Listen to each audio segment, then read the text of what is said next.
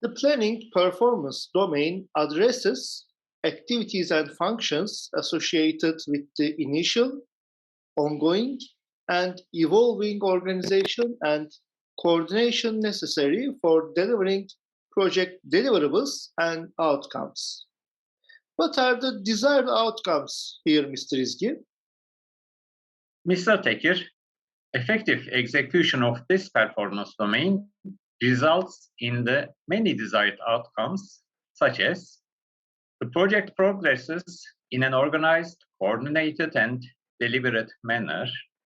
There is a holistic approach to delivering the project outcomes. Evolving information is elaborated to produce the deliverables and outcomes for which the project was undertaken. Time spent planning is appropriate for the situation. Planning information is sufficient to manage stakeholder expectations. There is a process for the adaptation of plans throughout the project based on emerging and changing needs or conditions. What is the purpose of planning in general?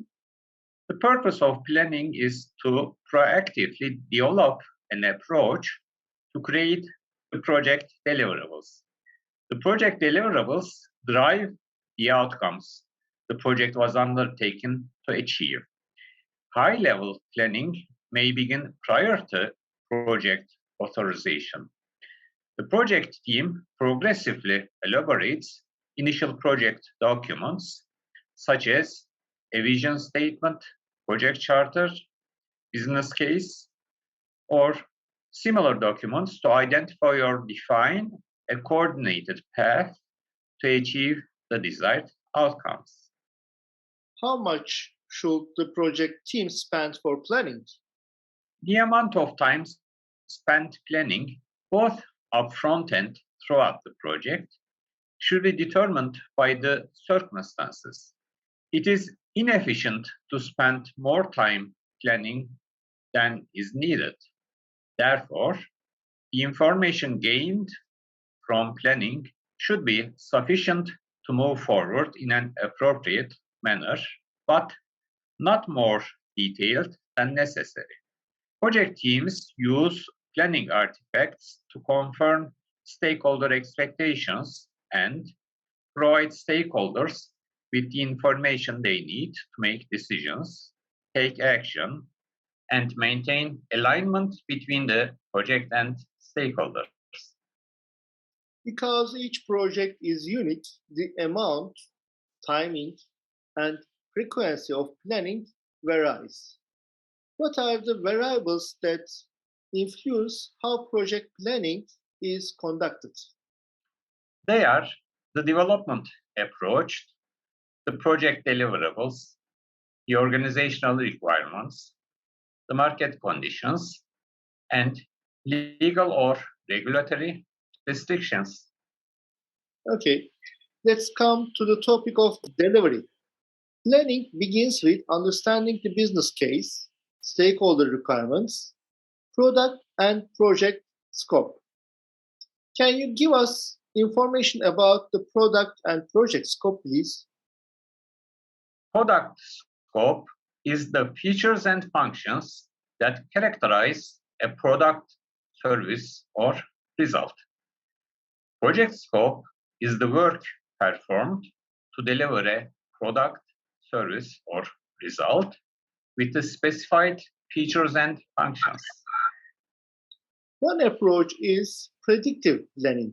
Can you explain it to us? Predictive planning approaches start with the high-level project deliverables up front and decompose them into more detail. This approach can employ a scope statement and/or a work breakdown structure, WBS, to decompose the scope into lower levels of detail. Other approaches are iterative and incremental. Yes, projects that use iterative or incremental approaches can have high-level themes or epics, which are then further decomposed into user stories and other backlog items. Work that is unique, significant, risky, or novel can be prioritized to reduce the uncertainty associated with project scope at the start of the project before significant investment has taken place. Project teams plan routine work based on the concept of last responsible moment. This approach defers a decision to allow the project team to consider multiple options until the cost of further delay would exceed the benefit. It reduces waste by not expending time in developing plans for work that may change or may not be needed. Now, we come to the topic of estimating. Planning entails developing estimates for work effort, duration, costs, people, and physical resources. Estimates are quantitative assessment of the likely amount or outcome of a variable such as project costs, resources, effort, or duration. As the project evolves, the estimates can change based on current information and circumstances. The project's phase in the life cycle impacts various aspects associated with estimating. What are they? They are range, accuracy, precision, and confidence. Let's go over them one by one. The first one is range. Estimates tend to have a broad range at the start of the project when there is not much information about the project and product scope, stakeholders, requirements, risks, and other information. The figure on the screen shows a range of -25 to +75% at the start of exploring a project opportunity. Projects that are well along in their life cycle may have an estimating range of -5 to +10%. The second one is accuracy. Accuracy refers to the correctness of an estimate. Accuracy is linked to range in that the lower the accuracy, the larger the potential range of values. An estimate at the start of the project will have less accuracy than one that is developed halfway through the project. The third one is precision. Precision is different from accuracy. We see a figure on the screen. Precision refers to the degree of exactness associated with the estimate. For example, an estimate of 2 days is more precise than sometime this week. The precision of estimates should be compatible with the desired accuracy. The last one is confidence. Confidence increases with experience. Experience working on a previous similar project can help with the level of confidence required. For a new and evolving technology components, the confidence in estimates is expected to be low. There are different ways of presenting or adjusting estimates. What are the important ones? They are deterministic and probabilistic estimating, absolute and relative estimating, and flow-based estimating. Let's have detailed information about the deterministic and probabilistic estimating. Deterministic estimates, also known as point estimates, present a single number or amount, such as 36 months. Probabilistic estimates include a range of estimates along with the associated probabilities within the range. They can be developed manually by A. Developing a weighted average based on multiple likely outcomes, or B. running a simulation to develop a probability analysis of a particular outcome, usually in terms of cost or schedule. What can we say about absolute and relative estimating? Absolute estimates are specific information and use actual numbers. An absolute estimate for effort might be shown as 120 hours of work. One person working full-time could accomplish the work in 15 workdays, assuming 8 hours of productivity per workday. While absolute estimates are specific, relative estimates are shown in comparison to other estimates. Relative estimates only have meaning within a given context. One form of relative estimating is planning poker. In planning poker, the project team performing the work comes to a consensus on the effort that is necessary to deliver value. Using story points to estimate work could result in 64 story points being assigned for that work. New work is estimated using the amount of estimated work compared to points assigned to previous work. Therefore, new work effort is compared to previously known work effort. Flow-based estimating. Flow-based estimates are developed by determining the cycle time and throughput. Cycle time is the total elapsed time it takes one unit to get through a process. Throughput is the number of items that can complete a process in a given amount of time. These two numbers can provide an estimate to complete a specified quantity of work. Estimates are inherently uncertain. Uncertainty, by definition, is associated with risk. Key deliverable dates or budget estimates may be adjusted, or contingency time or funds may be added based on the outcomes of a simulation conducted to establish the range of uncertainty for these parameters. Now we come to a new topic, which is schedules. Mr. Izgi, how is the schedule defined? A schedule is a model for executing the project's activities, including durations, dependencies, and other planning information. Schedule planning can use predictive or adaptive approaches. What are the steps in the predictive approach? Predictive approaches follow a stepwise process as follows. Step 1. Decompose the project scope into specific activities. Step 2. Sequence related activities. Step 3. Estimate the effort, duration, people, and physical resources required to complete the activities. Step 4.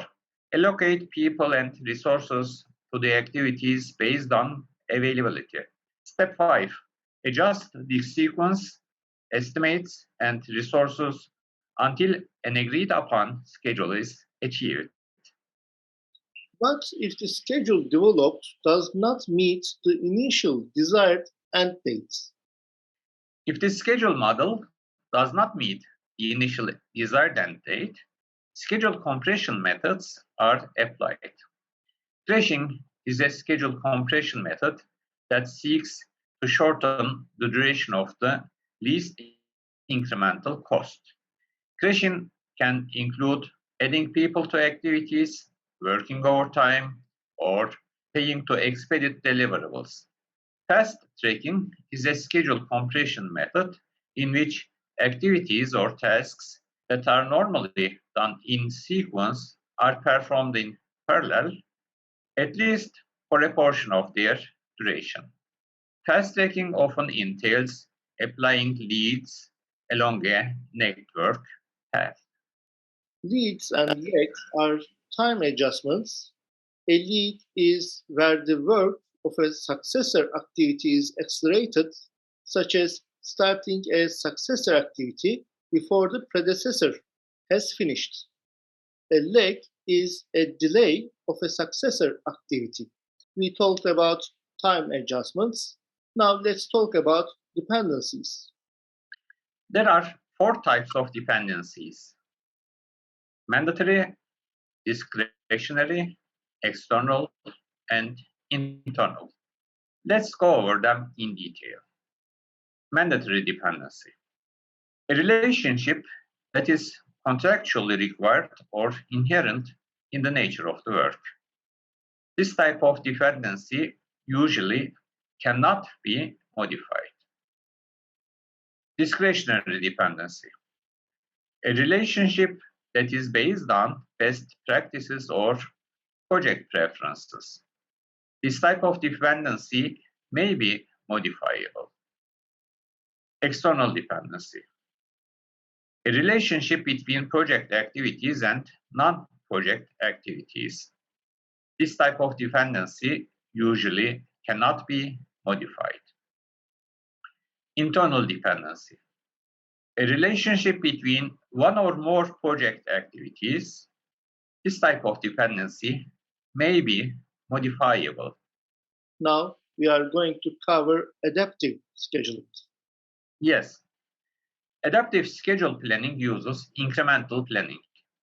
One such scheduling approach is based on iterations and releases, as we see on the screen. A high-level release plan is developed that indicates the basic features and functionality to be included in each release. Within each release, there will be 2 or more iterations. Each iteration adds business and/or stakeholder value. Value may include features, risk, reduction, experimentation, or other ways of delivering or protecting value. The planning for the work in future releases is kept at a high level, so the project team does not engage in planning that could change based on feedback from earlier releases. Adaptive approach often use time boxes. Can we talk about this subject? The work in each time box is based on a prioritized backlog.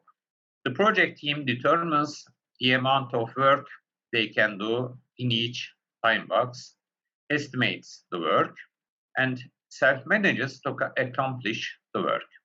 At the end of the time box, the project team demonstrates the work completed. At that point, the backlog and estimates of work available to be done may be updated or reprioritized for the next time box. Now we compare the notions of duration and effort. Determining the schedule involves using the information in the estimating section to determine overall duration and effort estimates. Regardless of the scheduling approach used, the relationship between effort and duration needs to be addressed. Some activities are effort-driven, which means that the duration can be reduced by adding people. This approach can work up to a point after which adding people might actually extend duration. Framing a building is effort-driven. If more people are added, the duration can be reduced. Some activities are fixed duration, such as running a test or conducting employee training. The nature of the work determines if and how much the duration can be reduced by adding people before increasing the time due to coordination, communication, conflict, and potential rework. There is no fixed formula to determine the reduction in duration due to the addition of people. Okay, now let's talk about the project budget.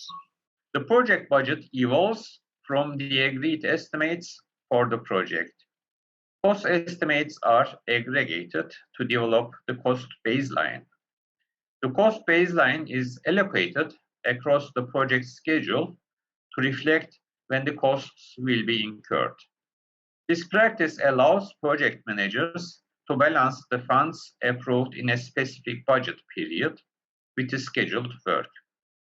If there are funding limitations for a budget period, the work may need to be rescheduled to meet those limitations.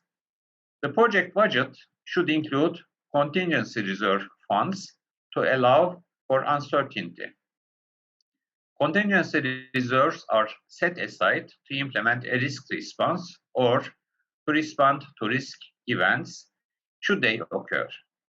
Management reserves are set aside for unexpected activities related to in-scope work. Depending on the organization's policies and organizational structure, management reserves may be managed by people, the sponsor, product owner, or the PMO at the program or portfolio level. We finished the project schedule and cost management. We come to a new topic now, project team composition and structure. Planning for project team composition begins with identifying the skill sets required to accomplish the project work. This entails evaluating not only the skills, but also the level of proficiency and years of experience in similar projects. There are different cost structures associated with using internal project team members versus securing them from outside the organization.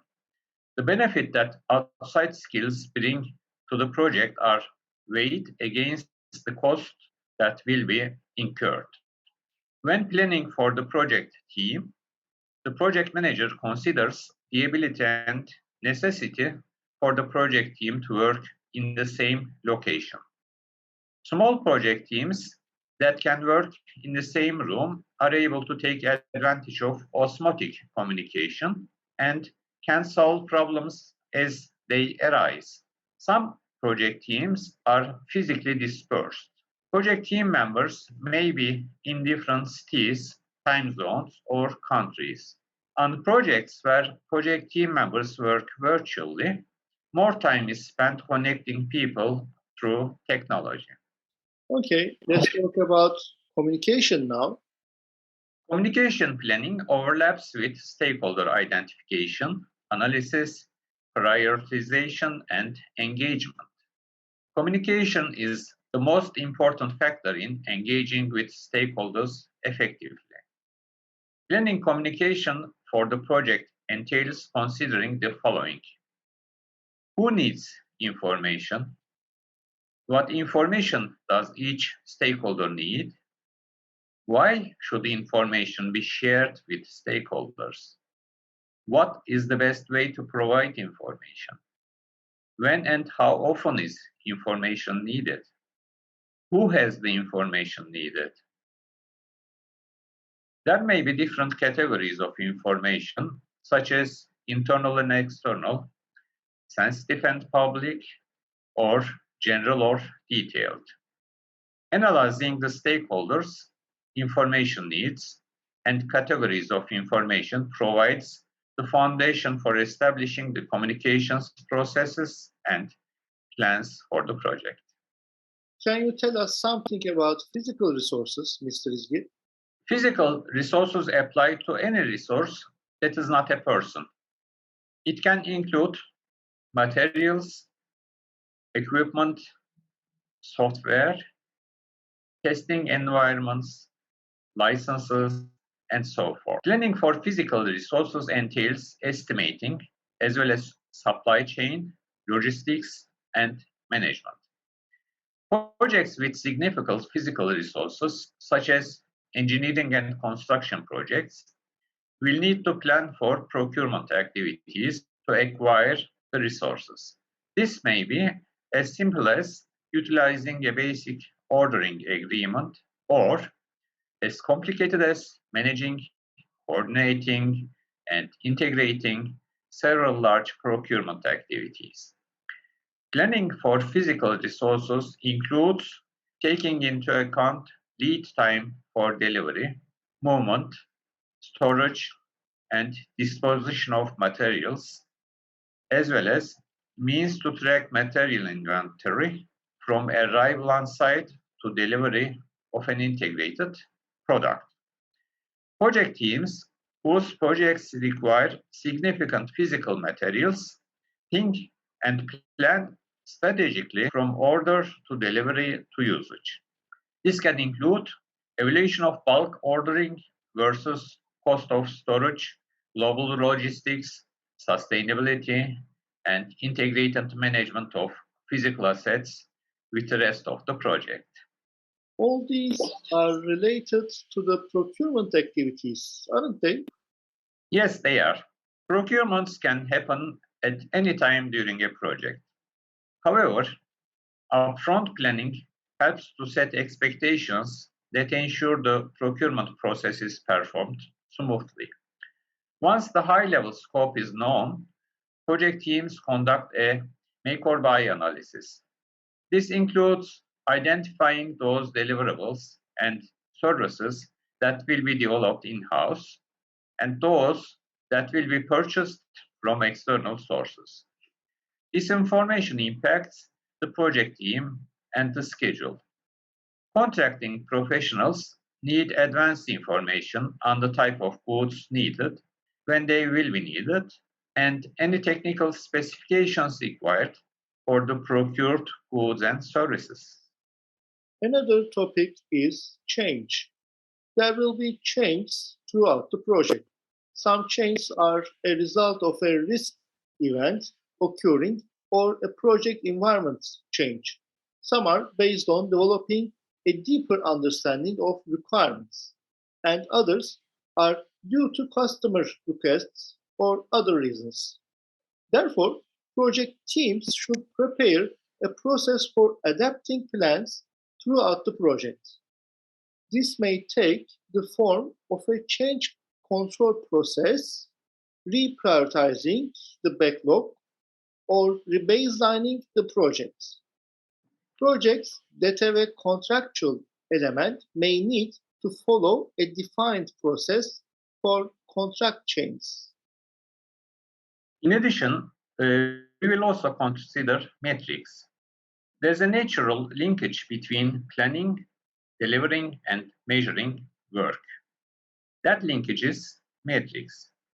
Establishing metrics includes setting the thresholds that indicate whether work performance is as expected, trending positively or negatively away from the expected performance, or unacceptable. Deciding what to measure and how often is best informed by the phrase, only measure what matters. Metrics associated with the product are specific to the deliverables being developed. Metrics associated with schedule and budget performance are often driven by organizational standards and are related to a baseline or an approved version of the schedule or budget against which actual results are compared. As part of planning, the metrics, baselines, and thresholds for performance are established, as well as any test and evaluation processes and procedures that will be used to measure performance to the specification of the project deliverable.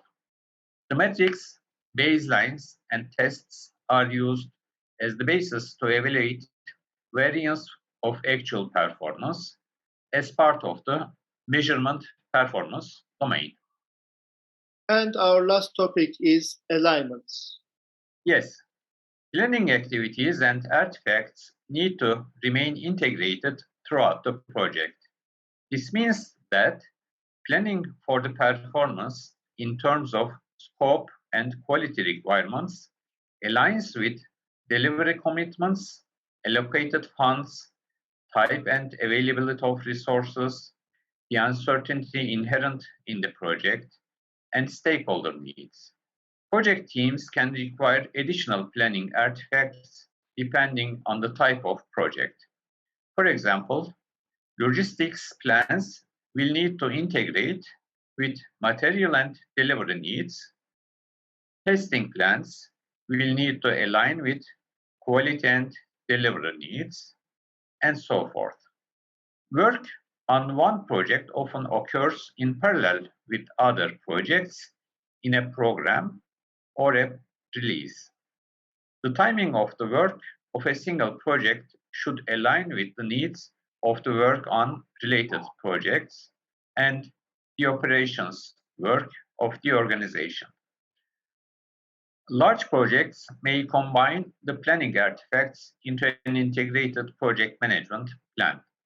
For smaller projects, a detailed project management plan will be inefficient. Regardless of the timing, frequency, and degree of planning, the various aspects of the project need to remain aligned and integrated.